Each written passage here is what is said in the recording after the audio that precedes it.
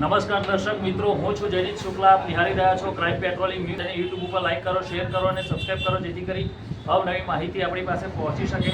આજે અમદાવાદ શહેરની અંદર મ્યુનિસિપલ કોર્પોરેશનનું જે ઇલેક્શન થઈ રહ્યું છે, ત્યારે અમે અસારવા વોર્ડની અંદર આવી ગયા છીએ. અત્યારે અમે જે આમ આદમી પાર્ટીના જે અત્યારે હાલ મારી સાથે બે ઉમેદવારો અહીં ઉપસ્થિત છે, તે તમે જોઈ શકો છો અમારા મીડિયાના માધ્યમથી. મારું નામ કિરણભાઈ પત્ની છે. હું અસારવા 15નો ઉમેદવાર છું.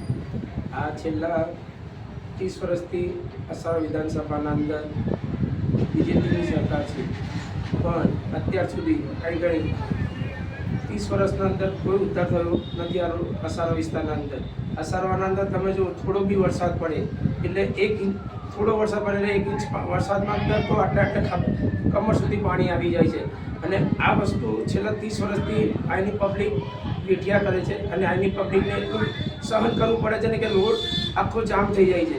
જ્યારે પાણી નીકળે ને ત્યારે લગભગ છે ને જ્યારે અહીંના જે ધારાસભ્ય હતા ત્યારે નાવડા લઈને નીકળતા હતા, બરાબર છે. તો અત્યાર સુધી આનો ઉકેલ થયો નથી. 30 વર્ષ થઈ ગયા, પણ અમે આવશું ત્યારે આ નિકાલ અમે પહેલાં કરશું. પછી ગટરની લાઈન અત્યારે અંગી જુઓ તો અત્યારે રસ્તામાં પણ તમે જુઓ ને ગટરો ભરાયેલી છે. સ્કૂલ પાસે અમને આ મ્યુનિસિપાલિટી સ્કૂલ છે, ગુજરાતી શાળા છે, ત્યાં પણ અમે કમ્પ્લેનો કરી, ત્યાં બી મીડિયા બોલે, મીડિયાના માધ્યમથી એ કામ અત્યાર સુધી હજી પણ નથી થયું. અને અહીંની જે ગટરોને ખોદીને આખો રસ્તા તોડી નાખે છે અને એમ કહે છે કે અમે આ કરી નાખ્યું. આટલા છેલ્લા 6 મહિનાના અંદર તો નવી લાઈન લખાઈ જાય એટલો ખર્ચો કોર્પોરેશનવાળા કરી ચૂક્યા છે, પણ આનો કોઈ નિકાલ થતો નથી.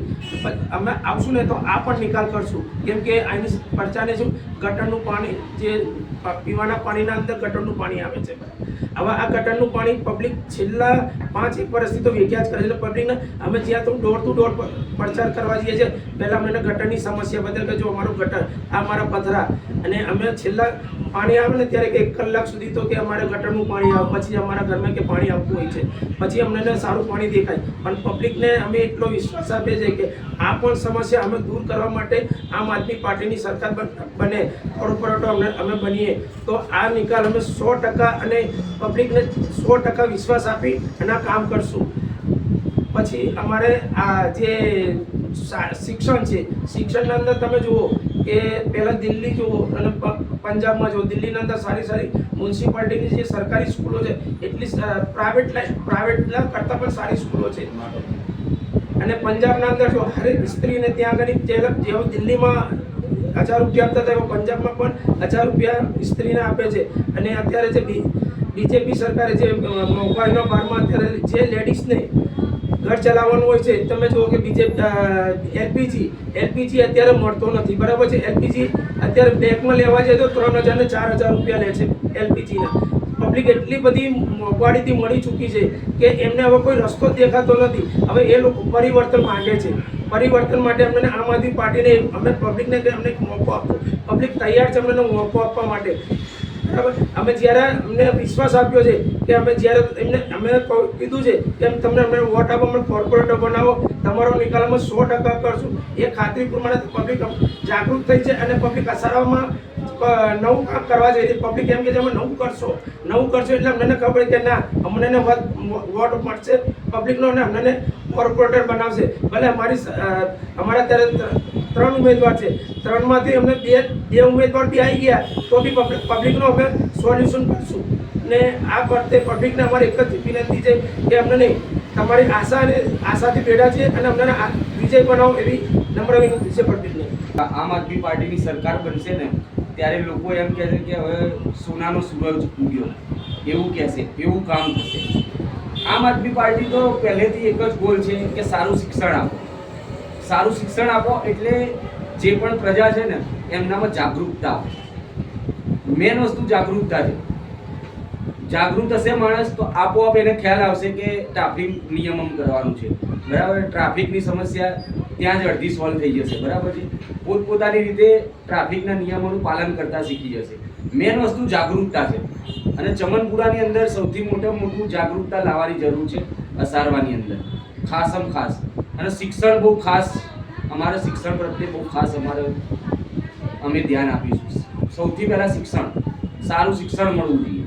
શિક્ષિત માણસ હશે તો બધી રીતે પહોંચી શકશે. સારી નોકરી મળશે, બધું જ કરી શકશે. શિક્ષણથી જ બધું થઈ શકશે સારામાં સારું થશે. અને બીજી સમસ્યા મોટામાં મોટી અહીંયા ગંદુ પાણી પીવાનું બહુ આવે છે. ગટરોનું પાણી આવે છે, ગટરો બહુ ઉભરાય છે, સ્ટ્રીટ લાઇટની પ્રોબ્લેમ છે. સ્થાનિક સ્વરાજ્યની ચૂંટણી છે એના ઉપર જ લડાતી હોય છે, સ્થાનિક મુદ્દાઓના ઉપર લડાતી હોય છે. તો અત્યારે એ જ પ્રોબ્લેમ છે. અમે જ્યાં જઈએ છીએ ને ડોર ટુ ડોર, સવારે 8 થી 12 જઈએ છીએ ને, તો લોકોને એવું અમારી ઉપર રોષ કરે છે કે તમે વોટ માંગવા આવી ગયા. અને બીજેપી તો વોટ માંગવા જઈ જ નહીં થઈ શકતી સોસાયટીઓમાં, ખાલી રોડ ઉપર અને એમને લાઈનમાં ફરી જઈએ છીએ.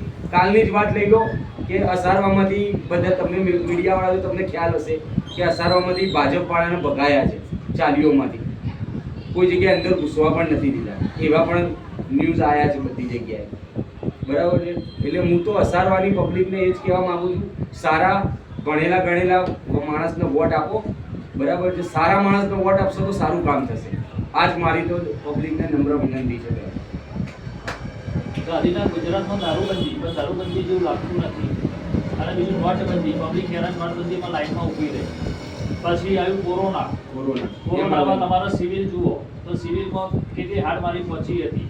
અને હવે તમારો અસારવાનો જે બ્રિજ તૂટ્યો છે, હવે ક્યારેક બ્રિજ તૈયાર થશે અને તમારી આમ આદમી પાર્ટી આવશે તો તાત્કાલિક બ્રિજનું કામ, સમારકામ ચાલુ થઈ જશે કે શું કરશો? અને અત્યારે આ બ્રિજ માટે તો એટલી બધી હાલાકી પડી રહી છે, ફરી આવવું પડે છે. તમારા અસારવાની જ વાત કરું.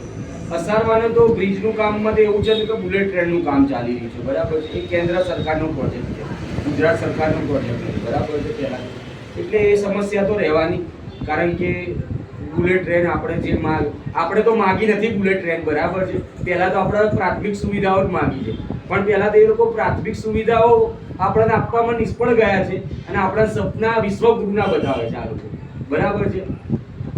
તમને લાગે છે કે ભાઈ આપણે અહીંયા બુલેટ ટ્રેનની જરૂર છે? કોઈ જરૂર નથી. પ્રાથમિક સુવિધાઓ આપણને આપો, બરાબર છે. એ જ ઘણું છે આપણા માટે, બરાબર છે. પછી તમે કીધું દારૂબંધી ગુજરાતના બહાર, તમે અસારવાની કોઈ એક ગલી બતાવી દો કે જ્યાં દારૂ નથી મળતો. તમારી સાથે હું આવવા તૈયાર છું. એક ગલી બતાવી દો કે જ્યાં દારૂ નથી મળતો. ગલીએ ગલીએ દારૂ મળે છે અને એના હપ્તા છે ગાંધીનગર સુધી પહોંચે છે, બધા સુધી પહોંચે, ગૃહમંત્રી સુધી પહોંચે છે, એવું બધા કહે છે. અમને પણ ખ્યાલ છે, બરાબર છે. આ જ છે. તમે બોલો ગાંધીનું ગુજરાત, તમે મીડિયાવાળા તો તમને ખ્યાલ હશે ને કે ક્યાંય મળતું હશે કે નથી મળતું. આખા જગ જાય છે, એક ગલી બાકી નથી જ્યાં દારૂ ના મળતો હોય. આમ આદમી પાર્ટી હશે તેની પર આમ આદમી પાર્ટીની સરકાર બનશે. 2027માં સરકાર બને તો એના ઉપર સ્ટ્રિક્ટ એક્શન લેવામાં આવશે. એ અમે જનતાનો ઓપિનિયન લઈશું કે ભાઈ ચાલુ રાખવું છે કે બંધ રાખવું છે. કારણ કે સિક્કાની બે બાજુ હોય, નફો નુકસાન. કોઈ વસ્તુ કરવાથી નફો પણ થાય, નુકસાન પણ થાય, બંને થઈ શકે. એટલે જે પણ હોય આપણે રાય લેવાની છે જનતાની રાય લઈને જ ચાલવાનું છે. આમ આદમી પાર્ટી પહેલેથી જનતાનો સપોર્ટથી જ ચાલે છે. આમ આદમી પાર્ટી તેમ કહે છે પહેલા જનતાના કામ કરીશું પછી વોટ માંગવા આવીશું. અમે અત્યારે પણ જ્યાં જઈએ છીએ ને કે ભાઈ તમને લાગે બરાબર સારા માણસ હોઈએ તો વોટ આપજો અમને. તમારા કામ ના થાય, અમે અત્યારે સરકારમાં નથી તો પણ 70% અમે કામ કરાવીએ છીએ. અહીંયા બેઠા બેઠા કોઈ અધિકારીને કોલ કરીએ ને તો ગટરનું કામ થઈ જાય, સ્ટ્રીટ લાઇટનું કામ થઈ જ જાય અમારા એક ફોન ઉપર. તો અમે આવીશું કોર્પોરેટર કે બની જઈશું તો કેટલા કામ કરાવી શકીએ? 70% કરાવીએ છીએ અત્યારે, તો 100% કામ નહીં કરાવી શકીએ અમે કોર્પોરેટર બનીશું તો. એ જ અસારવાની જનતાને એ જ જાણવાનું. અને ભાજપની અંદર તો બધા અભણ માણસો છે, બરાબર છે. અધિકારીઓ જે પ્રમાણે એમને ગોળ ગોળ ફરાવે ને એમ ગોળ ગોળ ફરશે. એ લોકો કામ નહીં કરાવી શકે. અમારા જેવા ભણેલા ગણેલા જાગૃત હશે યુવાનો તો અધિકારીનો કોલર પકડીને પણ કામ કરાવી શકે કે ભાઈ આ કામ કરવાનું જોઈએ. કેમ નથી થયું એવો પ્રશ્ન પૂછશે. મેન વસ્તુ પ્રશ્ન પૂછવાનો અધિકારીઓ કે ભાઈ નહીં કેમ થાય. આ જ મારી તો રજૂઆત છે. આ રીતે અમે તો કામ કરીશું. પ્લસ અમે અમારું એક કોર્પોરેટર જીતે કે ભાઈ ગમે તે રીતે ના પણ જીતીએ પણ અમે અમારી મહેનત ચાલુ રાખવાના છે. અમારું મિશન તો 2027 છે. આ તો સેમિફાઇનલ છે. આની અંદર પણ અમે મજબૂતાઈથી લડવાના છે અને જીતવાના જ છે. અમારે કોઈ એવી પેલી છે અમે જીતવાના જ છે. આ ઇલેક્શન એ રીતે જ લડી રહ્યા છે. આવનાર દિવસોની અંદર જે સ્થાનિક સ્વરાજની જે ચૂંટણી આવી રહી છે તેમાં હવે એકમાત્ર વિકલ્પ એ ઝાડુ જ રહ્યો છે. કેમ કે આપણે છેલ્લા ઘણા સમયથી જોઈએ છીએ કે જે અત્યાર સુધી ભાજપ અને કોંગ્રેસનું જે અદ્રશ્ય ગઠબંધન હતું એ હવે દ્રશ્યમાન થઈ ગયું છે. એ વર્તમાનમાં ધોરાજીના ધારાસભ્યશ્રી હોય કે પછી આ વિસ્તારના અન્ય આગેવાનો હોય તેના દ્વારા એટલે કે કોંગ્રેસનું જે મેન્ડેટ જે છે એ કમલમમાંથી આવે છે. એ ઘણા બધા જે આક્ષેપો જે આરોપો જે છે એ હવે પુરવાર થઈ ગયા છે. એટલે આવનાર દિવસોમાં જોવા જઈએ તો એક જ સક્ષમ વિકલ્પ હવે વધ્યો છે અને એ છે આમ આદમી પાર્ટી.